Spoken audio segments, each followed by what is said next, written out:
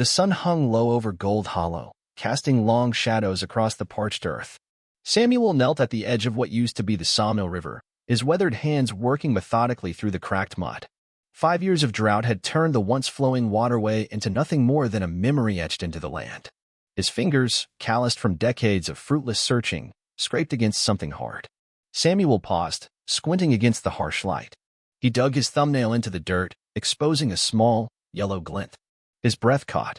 He'd seen fool's gold 100 times before, but this was different. This had weight. This had promise. He extracted the nugget and held it up. About the size of a pebble, it caught the dying sunlight and threw it back 100-fold. Real gold. After 30 years of searching, Samuel had finally found it. A low rumble rolled through the valley, so deep he felt it in his chest before his ears registered the sound. The dry ground beneath him trembled. Samuel looked up, scanning the cloudless sky for thunder. The rumbling grew louder. The earth shook harder. Then he saw it, a wall of water surging down the riverbed toward him. Impossible. There hadn't been rain for months. The nearest mountains were bone dry. Samuel scrambled to his feet, clutching the gold nugget in his fist. The water rushed closer, churning and angry, as if the river itself had awakened with a vengeance. He ran, boots slipping on the cracked earth, the roar of water drowning out his ragged breathing. The flood hit him from behind, sweeping his legs out from under him. Cold water closed over his head. In the chaos of the current, Samuel's hand remained clenched around the gold, even as the river tried to claim him. Gold Hollow hadn't always been a ghost town. Samuel remembered when the main street bustled with prospectors, merchants, and dreamers. Now, most buildings stood abandoned, their windows like hollow eyes staring out at nothing. The general store had closed 3 years ago. The saloon managed to stay open, serving whatever rot-gut whiskey the owner could get his hands on to the few souls who remained. Samuel's cabin sat on the outskirts, a small, weathered structure that had withstood 30 years of sun and wind. Inside, a single photograph hung on the wall. Maria, his wife, smiling with their 2 children. She died 15 years ago. The children had left for the city shortly after, promises to visit fading like morning mist. Every morning, Samuel woke before dawn, made coffee on his wood stove, and headed out to search. Every evening, he returned empty-handed, the weight of another wasted day heavy on his shoulders. His body bore the marks of his obsession, skin darkened and creased by the sun, back permanently stooped from bending over riverbanks and creek beds. The townsfolk called him Stubborn Sam behind his back. Some pitied him. Others mocked his persistence. None believed he would ever find what he was looking for. Samuel sat at his rough-hewn table, examining the gold nugget under the light of an oil lamp. It was real. He tested it with his teeth, with acid, with every method he knew. This wasn't just a nugget. It was a sign. There had to be more where this came from. A knock at the door startled him. Samuel quickly pocketed the gold and opened the door to find the mailman, a young man who made the journey from the nearest proper town once a month. "Letter for you, Mr. Jenkins," the mailman said, handing over an envelope with neat handwriting. Samuel nodded his thanks and closed the door. He turned the envelope over in his hands. The return address was from his nephew in Boston, a man he hadn't seen since he was a boy. Inside was an invitation. "Family reunion. Come remember who you are." Below was a date, 3 weeks away, and a train ticket. Samuel stared at the words until they blurred. Remember who you are. Who was he, besides the old fool who'd wasted his life chasing metal in the ground? He set the letter aside and pulled out the gold nugget again. In the flickering lamplight, it seemed to pulse with promise. One nugget meant more. It had to. Samuel made his choice before dawn. He would return to the riverbed, find the source of the gold, and then maybe, just maybe, he'd have something worth bringing back east. Something to show his family he hadn't wasted his life after all. The riverbed lay quiet when he returned, no sign of the flood that had nearly claimed his life. Samuel worked methodically, digging deeper into the spot where he'd found the first nugget. By midday, he had 3 more pieces, each bigger than the last. As the sun began to set, his shovel hit something solid. Not rock, but wood. Samuel cleared away the dirt to reveal a hatch, man-made, weathered, but intact. He pried it open to find a narrow tunnel leading down into darkness. An old mining shaft, forgotten when the river changed course decades ago. Samuel lit his lantern and descended, heart pounding. The tunnel opened into a small chamber, and there, glinting in the lantern light, was more gold than he'd ever seen. Veins of it ran through the rock walls. Nuggets littered the ground.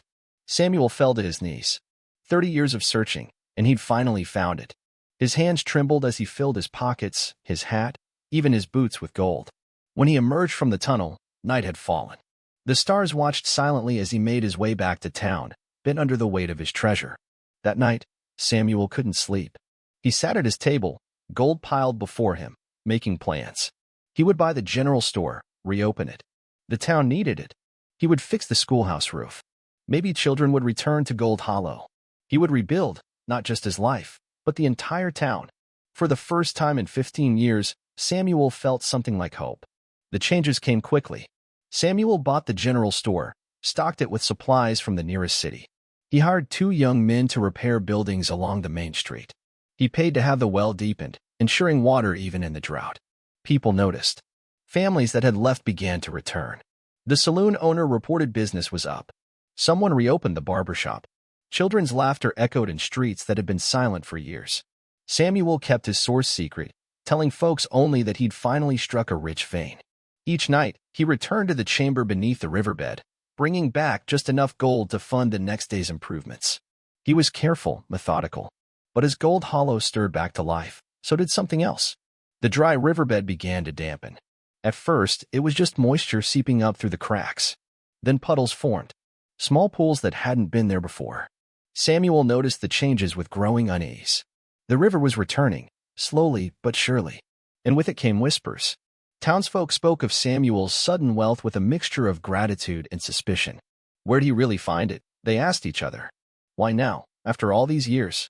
One evening, as Samuel sat on his porch watching the sunset, Elijah Foster, the saloon owner, joined him with a bottle of whiskey.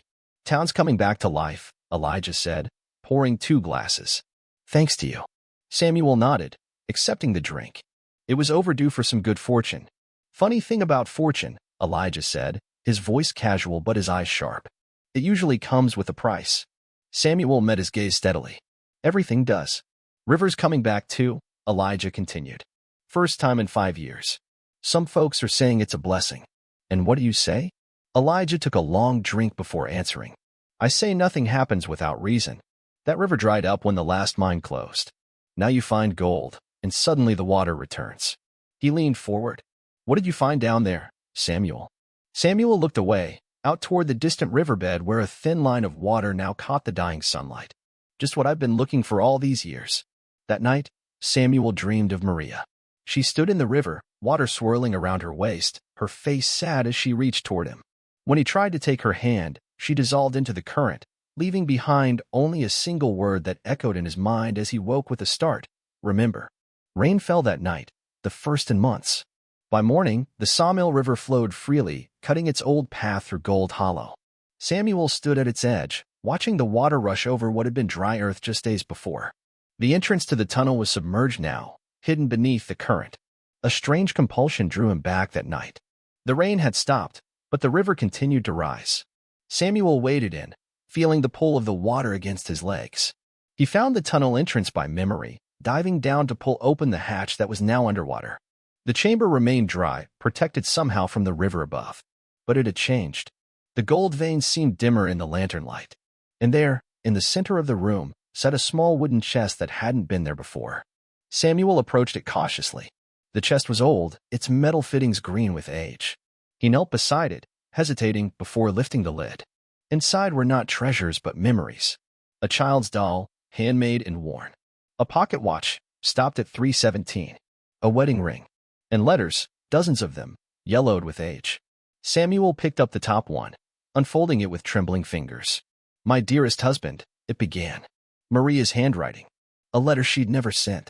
Each day you leave before dawn and return after dark, chasing your dream of gold. The children ask when you'll have time to take them fishing, as you once promised. I tell them soon, always soon. But I fear soon will never come for us. Samuel's vision blurred. He picked up another letter and another. Each one a piece of his wife's heart, documenting years of loneliness, of raising children virtually alone while he pursued his obsession. The final letter was dated just weeks before her death. I still love you, Samuel, but I cannot help but wonder if you love gold more than us. What good is wealth if you lose your family to gain it? Remember who you were before the gold fever took you. Remember the man who promised to build us not a fortune, but a life. Samuel sat in the chamber until his lantern burned low, the letters scattered around him like fallen leaves. Above, the river continued to rise. Morning brought news that shocked Gold Hollow. The river had overflowed its banks during the night, flooding the lower part of town. No one was hurt, but the damage was significant, and the water kept rising. By noon, the townsfolk gathered in the saloon, voices raised in concern and accusation. "It ain't natural," one man insisted. "River's been dry 5 years, then suddenly floods? Something's wrong." Eyes turned to Samuel. He stood by the bar, feeling the weight of their stares. "Jenkins found gold right before the water came back," someone said. "Maybe he disturbed something that should have been left alone." Samuel looked at their faces, people whose lives he'd tried to improve, whose town he'd tried to save. But he saw now that his motives hadn't been pure. He'd wanted to prove himself, to erase decades of failure, to buy back what he'd lost. "There's a storm coming," Elijah announced, returning from checking the sky. "A big one. If the river's already this high." The unspoken conclusion hung in the air. Gold Hollow, built in a natural basin with the river cutting through its center, would flood completely. Samuel stepped forward. "We need to evacuate. Get everyone to higher ground." "And leave our homes?" a woman challenged. "Everything we've built?" "We can rebuild buildings," Samuel said quietly. "We can't bring back lives." The storm hit as darkness fell. Rain lashed against windows and thunder shook the foundations of the town. The river, already swollen, rose with frightening speed. Samuel moved through Gold Hollow, helping families gather what they could carry, directing them toward the ridge east of town. The gold in his pockets felt heavier with each step, a physical reminder of his guilt. As the last families made their way to safety, Samuel turned back toward the river. The water had reached the main street now, swirling around buildings, carrying away anything not secured. The entrance to the tunnel would be deep underwater. A cry caught his attention. A young boy stood on the roof of the general store, trapped by the rising water. Without hesitation, Samuel waded in, then swam as the water deepened. The current fought him, trying to sweep him downstream, but he pushed forward, reaching the store and climbing up to the roof. "Hold on to me," he told the boy, who clung to his neck as they made their way back through the flood. When they reached dry ground, the boy's mother rushed forward, embracing her son with tears of relief. She looked up at Samuel, gratitude shining in her eyes. "Thank you," she whispered. Samuel nodded, then turned back toward the flood. The river had claimed most of Gold Hollow now. His own cabin would be underwater. The gold chamber, buried even deeper. He reached into his pockets and pulled out the nuggets he'd carried with him. One by one, he tossed them into the churning water, watching as they disappeared beneath the surface. By morning, the storm had passed. The river began to recede, leaving behind mud and debris. The townsfolk returned cautiously, assessing the damage. Many buildings still stood, though they would need repairs. Others had been washed away completely. Samuel's cabin remained, though water had risen halfway up its walls. Inside, the photograph of Maria and the children hung undisturbed, as if protected by some unseen force. The invitation to the family reunion lay on the table, dampened but legible. Samuel picked it up, reading the words again. "Come remember who you are." He knew now who he was. Not the man who found gold, but the man who had nearly lost everything chasing it. The man who had a second chance to make things right. 3 weeks later, Samuel boarded a train heading east. He carried little with him, some clothes, the photograph of his family, and Maria's letters, carefully preserved. The gold remained where it belonged, beneath the river that had returned to its natural flow. Gold Hollow was rebuilding. The flood had washed away much, but not the community that had reformed. Samuel had used the last of his gold to help those who'd lost homes, to rebuild the schoolhouse and repair the church. He told them the truth about the chamber beneath the river, about Maria's letters, about his own blindness. They'd listened in silence, then one by one, they'd shared their own stories of loss and regret, of chances missed and loved ones neglected in pursuit of dreams that proved hollow.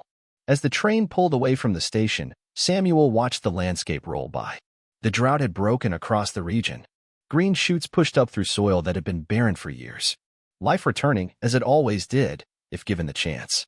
In his pocket, Samuel carried a single gold nugget, not as a reminder of wealth, but as a warning of what it could cost. Beside it was the wedding ring he'd found in the chest, the one Maria had removed in her final days, when he wasn't there to notice. The river had tried to drown him twice. First his body, then his soul. Both times, he'd survived. Both times, he'd emerged changed. Samuel closed his eyes as the train carried him toward family he barely knew. toward a reunion that frightened him more than any flood. He didn't know if they would welcome him, this stranger who shared their blood but had been absent for so long. But he would try. He would tell them about Maria, about the children they'd never really known, about a man who spent 30 years looking for treasure in the ground, only to find it had been around him all along. The gold beneath the riverbed would remain there, a secret kept by water and earth. Perhaps someday, when the river changed course again, someone else would find it. Samuel hoped they would read Maria's letters before the gold blinded them. As for Samuel, he had found something more valuable than gold. He had found his way home, not to a place, but to the truth of who he was and who he might still become. The train rounded a bend, and Gold Hollow disappeared from view. Ahead lay uncertainty, but also possibility. Samuel settled back in his seat and watched the world pass by, each mile taking him further from the gold and closer to what really mattered.